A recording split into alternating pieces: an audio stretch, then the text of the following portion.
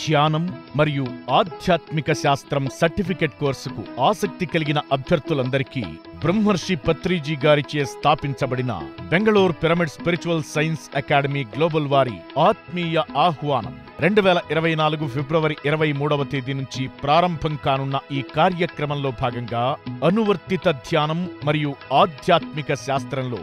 దైవం ఎక్కడ, ధ్యానం యొక్క సాంకేతికత,